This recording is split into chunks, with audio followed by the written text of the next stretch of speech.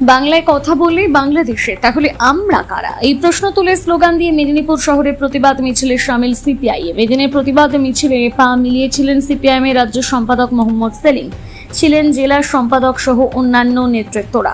মিছিল শেষে সাংবাদিকদের মুখোমুখি হয়ে সিপিএম সম্পর্কে রাহুল গান্ধী ও কুণাল ঘোষের মন্তব্য প্রসঙ্গে বলতে গিয়ে মোহাম্মদ সেলিম কি বললেন আপনাদের সামনে তুলে ধরছি।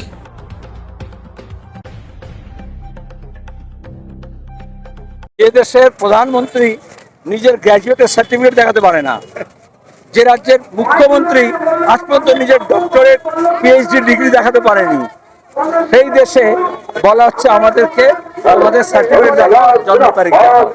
এটা হচ্ছে অন্যায়।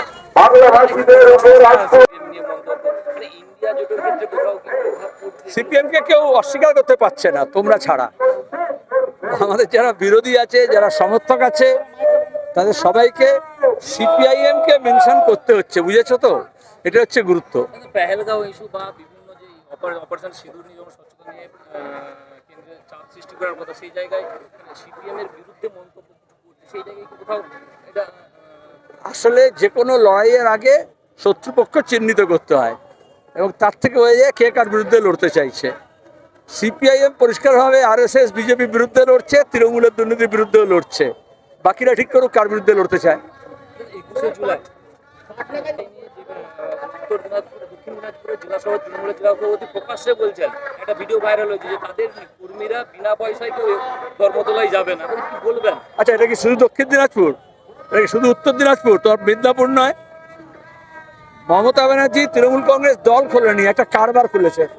সেখানে দাঁড়িয়ে যত বেআইনি স্রোতের টাকা রোজগার করে, লটারি দিয়ে হোক, বালি খাদান দিয়ে হোক, কয়লা খাদান দিয়ে হোক, শিক্ষকের নিয়োগের দুর্নীতি দিয়ে হোক, সোনা পাচার দিয়ে হোক, গরু পাচার দিয়ে হোক, তারপরে কিছু বিলি বন্দোবস্ত করে। এটা একজন বলেছেন, বাকিরাও স্বীকার করবেন। কিন্তু এভাবে তো রাজনীতি হয় না। এতে শুধুমাত্র যারা হারামখোর তাদের সুবিধা হয়। এবার মানুষ ঠিক করুক যে যারা হারামের টাকা খাচ্ছে তাদের পক্ষে যাবে কি যাবে না। 21শে জুলাই একদিকে, 21শে জুলাই অন্যদিকে বিজেপি আবার উত্তর কন্যা যেমন। আচ্ছা, এটা অদ্ভুত কথা। আজকে 20শে জুলাই যখন আছে, কালকে 21 হবে। কিন্তু সমস্যাটা 21শে জুলাই নিয়ে না, সমস্যা হচ্ছে 21শে আইন নিয়ে।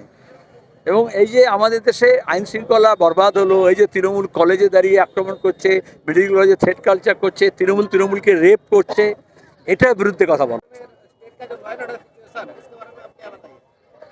चाहे बिहार हो, चाहे बंगाल हो, चाहे उत्तर प्रदेश हो, सभी नंगे हमाम खाने में। भ्रष्टाचारी जब राजनेता बनते हैं, जब अपराधीकरण होता है राजनीति का, तो यही स्थिति होता है। चाहे उत्तर प्रदेश में हमला करके बिहार में शेल्टर ले, चाहे बिहार में हमला करके बंगाल में शेल्टर ले, चाहे बंगाल में हमला करके जाकर के बिहार में शेल्टर ले, या आसाम में हमला करके कहीं और जगह चले जाए। हमलाकारियों के विरोध में पुलिस को जो चौकसी बरतना चाहिए, हर प्रांत की सरकार हो या दिल्ली की सरकार हो, शासक दल उसके गिरोह के लोगों को वो पनाह देते हैं, इसलिए वो ऐसा करते हैं।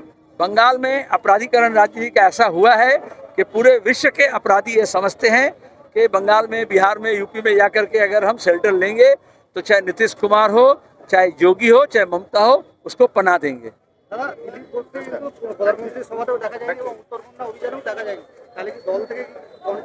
তো আমি কি হাসবো, কাঁদবো না নাচবো? তাকে জিজ্ঞেস করো।